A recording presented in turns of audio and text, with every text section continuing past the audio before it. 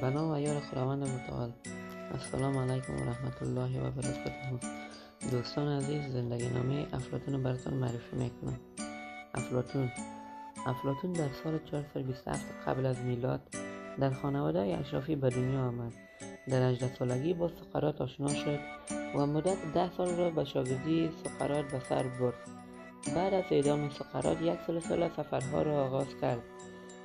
در این سفرها از نقاط مختلف جهان نظیر مصر، سیسیل و فلسطین دیدن کرد.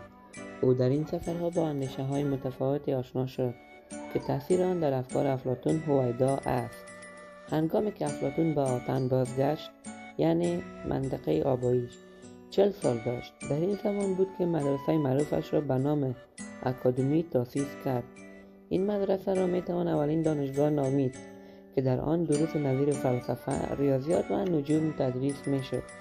برای مطالعه افلاطون یقینا بهترین منبع همان آثار او است که در قالب ادبی نوشته شده اند. با مطالعه این آثار به راحتی میتوان به قریحه ادبی افلاطون پی برد.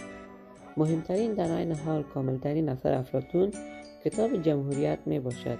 او در این کتاب درباره مسائل فلسفی مختلف سخن رانده است، از اخلاق تا سیاست، هنر و تربیت و مابعد الطبیعه سخن رانده است.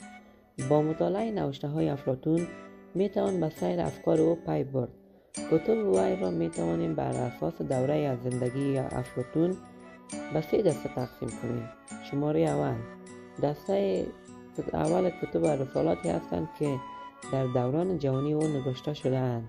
نوشته های این دوران اکثرا دیالوگ های بدون نتیجه گیری می باشند. سمت و سوی نوشته های این دوران مربوط به فعالیت های تربیتی است.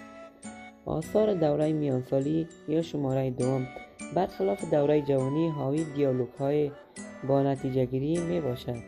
در این آثار است که مسائل اساسی فلسفه افلاطون نظیر آیده و مثل مطرح می گردد.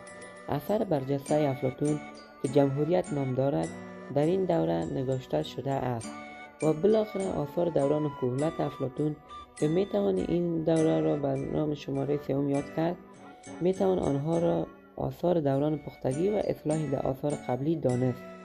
برای مثال از این آثار به قانون و نومیس پی می بریم. افلاطون در فلسفه راه استاد سقراط را دنبال کرده است، بر این معنا که دغدغه اصلی او انسان بود و از فلسفه طبیعی دور شد.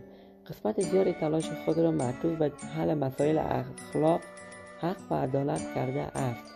او در جمهوریت مباحث سقراط و شخص جدی را به تصویر می کشد. ارسطو نیز مانند استادش سقراط تمایلش را به اریستوکراسی یا حکومت اشرافی نشان داده است. و بالاخره می رسیم به پایان داستان.